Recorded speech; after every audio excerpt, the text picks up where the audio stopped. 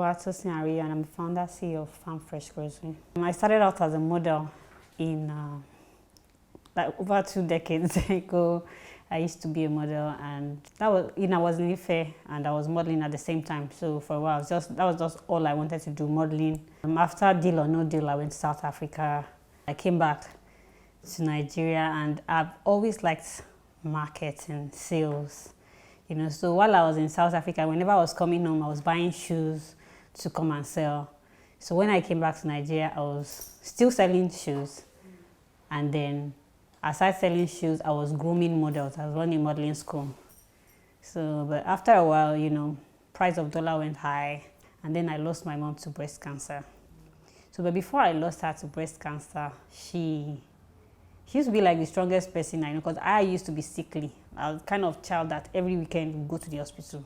I was asthmatic, plenty allergies. But back then we didn't even know there were allergies, so I was always in and out of the hospital. I'm actually AA, so it wasn't like I was a sick or anything, but I was always sick. Even when I was in university, I was always having typhoid anytime I changed environment. But my mom is the kind of person that she'll go to Bariga market and she'll buy water in nylon. Not pure water. Those 1 naira water, and she would drink it. Nothing will happen to her. I can't.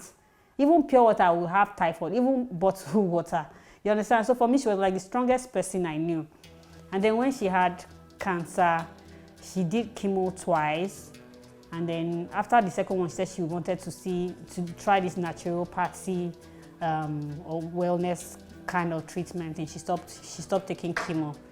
And then, people she was seeing then, they would say, get flax seeds, get this, get that. I'd never heard of those things before in my life. So I started researching about those things. I realized that these are things that have, a lot of health benefits. But the best thing about natural medicine is that it works faster when you take it before you fall ill. Not wait until you become ill. So I kept researching, and then I was discovering so many things like turmeric, and then I used to have allergies. Then I stopped. There was a time that once it was like evening, my nose would be blocked. I'd breathe in my mouth. And then I saw this cardiologist, and it was like, he had to put me on loratadine and one asthma drug permanently. And I hated that. I always hated taking drugs. I didn't want to. And then I realized that even loratadine was not working well for me again. It became, my body had kind of adjusted. So I was like, I needed to find an alternative. I needed to find a way of, being able to live a healthier life without having to resort to living on drugs. So that's how I started discovering and, making inquiries about herbs and spices. So that's how I founded Farm Fresh Grocery in 2016. So we started out as just helping people get natural food, but then we realized a lot of food were processed and preserved with chemicals. So I wanted to have access to farmers, buy directly from them, and sell. Back then it was so hard because farmers felt you wanted to take over their business. But with time, we grew from having just one farmer to having a network of farmers that we buy things from. And then even at some point, I had to go into farming myself. So I was also now planting some things on my own.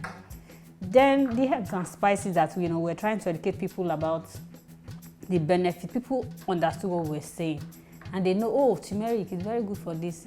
I was telling people, like, when you go to India, for instance, they will tell you that when a child complains of stomach ache or headache, the first thing they think about is turmeric. They will make like a turmeric latte. That's their own kind of paracetamol. So you tell things like this to customers, and they'll say, okay, let me buy this turmeric, but they'll keep it in their house. Afterward, they throw it away. So food wastage was not just now, associated to just farmers and processors or distributors. It extends to, the final consumers. People want things that is easy for them to use. People want things that is not, they don't want to stress themselves. They just want convenience. They want a healthy living, but they want it, presented to them in a ready-to-eat form. So I started making herbs-infused honey. So you have like a cinnamon lemon honey, hibiscus honey, like different kinds of honey, as well as sea salt. Because I also realized a lot of people did not want to eat MSG, as well as, several sugar flavored seasonings that we have out there. So people wanted to live healthy and they wanted it made easier. So that's how I started, infusing herbs and spices in honey, sea salts, teas, even in oil, like sesame oil and olive oil, infuse herbs and spices in them. Just a way to make these herbs and spices a regular thing that people take. We're not waiting now until we fall ill. We're making it a part of us that we do like regularly. So that's how it's been, and that's how we started. The few jobs I had back then, so once I had the money I was making from modeling, I would buy shoes, I'll come back, sell, get some more money. And then eventually when I, relocated back here, I was getting from the US and things were going fine. I was, selling mostly Italian shoes to men and all that. Men, they buy out of need, not out of, not out of women. Once, even if they have 1,000 shoes and they see a fine what they'll buy. But for men, they don't mind spending. Because they know they might just buy one shoe for a while, but it has to be good, So I was selling lots of Italian shoes and all that. But when dollar went from 160 something to 300 and something, I had to rethink, that if this is a business I wanted to continue. And then after I lost my mom, I just thought that food is actually becoming more and more important, the kind of food you eat. I mentioned earlier that, there was a time I had that allergy. By the time I started, alternative medicine towards treating my allergy, the first thing I was asked to do was I was asked to stop eating a number of food. My favorite food was amala, and next was rice. I had to stop eating them. Bread, number 3, I had to stop eating all those things. And guess what? My allergies cleared. I'll wake up I'm the kind of person that you see me, there's always tissue in my pocket. Because, I didn't even know it was allergy. But my mom used to say, Kogbe. My nose was never dry growing up. So all this while I didn't even know there were allergies because I was asthmatic. So for instance, if all the windows are closed and, there's no fan, there's nothing, after a while, my eyes will start itching, my throat, my ears, and then I'll start sneezing. I didn't know all these things were allergies. I just thought it was normal because that was what I was used to. They discovered I was asthmatic when I was 2 years old. So from there up till that period, all those things were normal until I realized they are actually allergies. So I didn't even know that these allergies can actually stop by changing my diet. And then I would take onions first thing in the morning. It will clear my airways. And then garlic at night. That was all I was put on. And my allergies disappeared. So that made me, realize that it is important for us to change. Look at what we're eating. The real food, as in food, should actually be our medicine, not the other way around. If you eat right, there's no need for medicine. Okay, so how did I get funding to start Farm Fresh Grocery? Well, Farm Fresh Grocery, it started like a joke, because I had a regular work that was going, and then I just thought of, selling to my colleagues first. So I just started with just like a cooler of fresh chicken from the farm, because my sister has a farm. So I'll just get the chicken from her, buy them from her, and sell. That was how I started. Because, then it was hard to find. I remember telling somebody back there when I decided that it's so hard to get farmers that, I'm looking for farmers that I can buy things from so that I can sell to people, It was such a hurdle, but it was such a big deal. And it wasn't even about capital because, I was working. I could use my salary to buy some of the things that I needed to start. So I didn't start big. I started from, just from the house, just buying a few things and selling to people, but telling them that this is healthier, it's not imported chicken, is they're hormone free, all that. Unlike all those imported ones that they've given injected formalin and all that, so it was just like a movement, a health movement to convince people that all these things leads to cancer in the long run. Because in my wildest dream, I never thought my mom would have breast cancer. We used to say, breast cancer, okay. In this, back then, we didn't take breast cancer or any kind of cancer serious. We say, we are in Nigeria, we are strong. We didn't, because it was scarce, it wasn't so rampant back then, unlike now. Before that we can't have cancer. But the more we were embracing, all the things that's done abroad, the more of the cancer we're, also embracing. From selling the chicken, for instance, I'll put a markup once I buy from the farm, from the farmers. I put a little markup, and then, once you sell that, you order more, and then, there's family, my family invested in me, like my husband, So I just started gradually. First it was chicken, it was bell peppers, then, gradually we moved to other things like gari and all that, just like that, little by little. It wasn't like I started, there's no big finance that came from anywhere. I just started gradually, and, But I got a grant recently from Under 40 CEO. So they gave me $1,300. We had to pitch our business, and so that's the only help I've gotten. But then I've gotten a lot of trainings. There's not, a lot of times we think all we need is finance. But a lot of times you need to know what to do with those finance. And that is why we're trainings, all these entrepreneurship programs coming. So I've gone to a couple, which has actually helped to form how my business has developed so far. Artificial preservatives have been used in foods for decades. These can lead to negative health consequences and have significant complications, such as increasing costs, handling hazards, concerns about residues on food, and a threat to human environment. As a good alternative, spices and herbs replace chemical preservatives as natural, effective, and non-toxic compounds.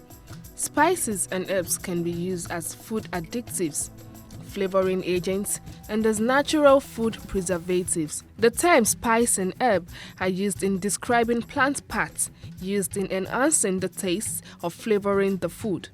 An herb is a plant that is valued due to its scent, flavor, or other desirable qualities. Herbs are mainly used for medicines, cosmetics, cooking, and other spiritual purposes. Spice, on the other hand, is a dried root, leaf, fruit, or vegetative substance. It is used as nutritionally insignificant amounts as a food additive for color, flavor, or as a preservative that kills or prevents the growth of harmful bacteria. Several spices show antimicrobial activity against different types of microorganisms. The consumption of herbal medicines is increasing throughout the world as an alternative treatment for curing several problems, including heart diseases, diabetes, high blood pressure, and even certain types of cancer. The health benefits of spices and herbs includes the help in the faster healing of wounds, act as nutritional supplements, strengthen the immune system, lower blood sugar and cholesterol levels, help protect against cancer. Herbs eliminate nutritional deficiencies and thus restore the correct functioning of the body. They rectify various problems rather than suppressing them. Herbs nourish every part of the body with their vitamin and mineral content. Consuming herbs may also help to reduce blood clots and provide anti-tumor properties, can help control blood sugar and insulin activity, speeds up healing, relieves muscle tension, and reduces stress while improving the circulatory, immune, and nervous system. What makes herbs and spices special are the unique compounds that fight the free radicals, that is, the reactive chemicals that damage our cells, reduce oxidative stress, prevent the formation of tumors, protect your DNA, balance your blood sugar, and enhance digestion. Adding herbs and spices to your daily diet can protect your health in the long term and reduce the risk of cardiovascular, cerebral, metabolic, and digestive disorders. The biggest challenge, employees. A lot of youths don't want to work. Seriously, a lot of youths don't want to. There are few that want to, but not everybody. It takes a while to get I don't know why, but they probably just used to easy money come and go. A lot of youths don't want to work. So to get reliable staff is usually tough. So most of the time you have to, they go, you get another one, retrain, they go, they come, has been one major challenge. The second challenge is packaging. It's so expensive. Packaging is so expensive, People want to see your product, on the same level with imported products, but they don't consider at what cost, it takes to get there. And then sometimes it's not even just the cost, it's the availability. For instance, the flavored honey, we put them in jars. And then the jars, in some places we get them reasonably, like two places I get them that the prices are a bit reasonable. But once those two people don't have, you can get a jar as expensive as 600, 700. So how much am I going to sell the product inside? The other alternative is to import from China. And there's so many challenges that can happen along the way. So it's a bit, dicey. People want to see pretty things, but they don't want to pay for it.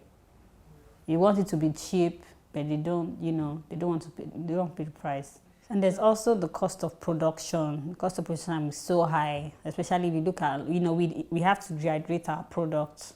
Like the raw materials, we always have to dehydrate them. The cost of electricity is really high.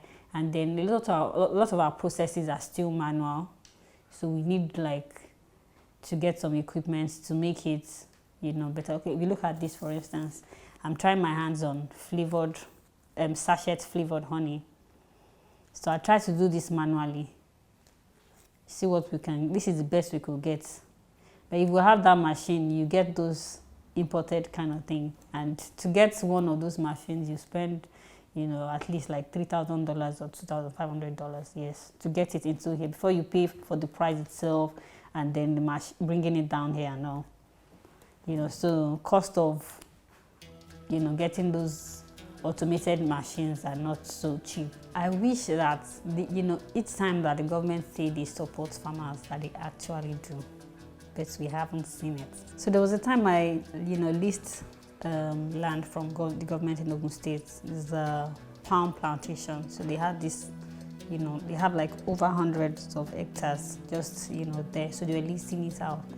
So I leased about 20 hectares and I decided to start with 4 hectares. I planted cassava, a trailer load of cassava. And I did pick ₦1 from there because herdsmen, they went there, they harvested them for their animals and even burnt the whole place down. And the government, who is supposed to be my landlord, could not save me from them.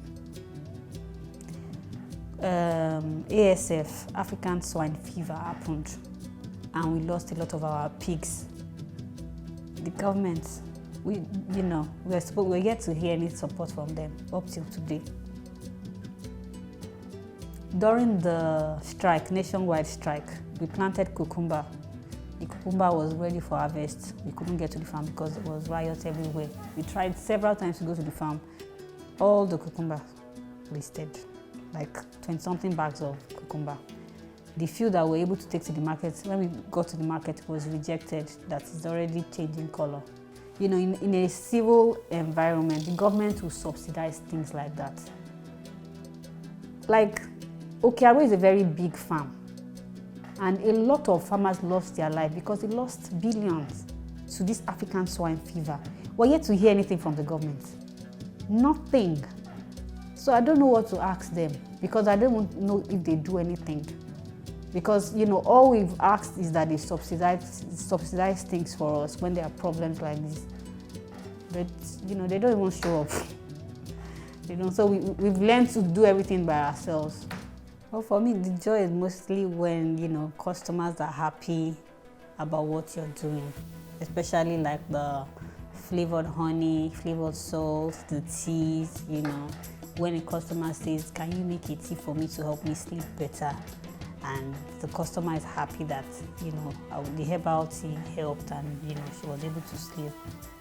Those are the kind of things that you just, sometimes when these are flavored honey. When we are making it, can be very tedious because we have to squeeze out the herbs from the honey manually. can be very hectic. And some days I just wonder, why am I stressing myself through all this process? But then when a customer tastes and this is really good, it actually makes you happy. And then when we get recognitions, like when we got the grants, or like when we got picked for programs, like a lot of programs that were not funded by, governments, like private NGOs and all that, but you learn quite a bit. Like we recently concluded a program by Cherry Blair Foundation and Enterprise Development Center on financial literacy. That kind of training is invaluable. It's more than asking for money, because if you have the money and you don't have the idea of how to channel it into your business, how to come up with a plan, then so it's not all the time that all we want is money. Sometimes it's just free trainings, like what some of these NGOs have done. If the government can even do some of that, you understand what I'm saying? For the youth, you're saying youth should go into agriculture, but the few that are going, how are you supporting them? What are you doing to support them? Agribusiness, like any other business, it's a tough business. A lot of times you feel like giving up. I know I felt like giving up after those experiences, because it's only me. First, I went to Jebugbo, invested so much money, paid for 20 hectares, plant. The stress from Jebugbo to that farm in Akboje, it takes like an hour from Ijebugbo. You can imagine me leaving Lagos and facing there and coming back. One challenge or the other, and then the stress of even planting them. The labor there is highly overpriced. Battling with all that, and then at the end of the day, nothing to show, nothing at all. So I always advise, people want to go into agribusiness, you must have knowledge before you go into the business. You must have adequate knowledge. People will take advantage of these so-called people that you think are your friends or somebody from church. They will show you Naija. So you must have, adequate knowledge about the business yourself. You must have time. Because if you don't have time, they'll cheat you. There's no two ways about it. And then I always say that if you want to invest in a farm, make sure you can fence the place. Because until this our herdsmen issue is totally resolved, just make sure the place is fenced, or else you're just investing, like fetching water with a basket. No matter how much you pour water into it, you're just wasting that energy. There's no guarantee that you go away with anything from there. Okay, so I had a staff that was always going to check, what was going on in the farm. And then he went there once and he saw them there. He took a picture showing them in the background. They were even, telling him that why is he taking their picture? Because they don't go in, they go in numbers. They go in numbers, so he couldn't challenge them. So he just took the picture, as they were in, like thousands of the animals and the people, moving them. So I could see that those were the people, actually. So for distribution, so far, we got our NAFTA for like 6 of our products last year, towards the end of last year. So we've been trying to sell to the supermarkets. So but the challenge now is that there's some supermarkets that, when you supply them and they sell, before you get your money out, it takes a while. So because of that, you have to shine your eye and be very careful. Because I heard that some supermarket that over a year, if you won't get your money out, so one has to be careful. But we're in a number of places. We're at Araba's Homemade. It's a restaurant, and they do bakeries and all that. So we have our honey and our sea salt there. Then we have Farm Shoppy. It's on the Bagada Expressway, the filling station there. There's Ayaba's Healthy's store, also in Bagada Phase 2. And then there's Tonison Supermarket in Ebute Metta. We plan to extend to more places, so working on that. We're also talking to them at Amazon Farms in Ikoyi. But we have our personal shop inside the Bagada General Hospital, Shop 12, Bagada General Hospital. So basically, the plan is to, extend to more supermarket. And what we actually just joined some platforms, e-commerce platforms like Jumia and Flutterwave. We intend to join more before the end of the year so that people can actually order from out of Lagos and then they do the delivery, which is the advantage of e-commerce.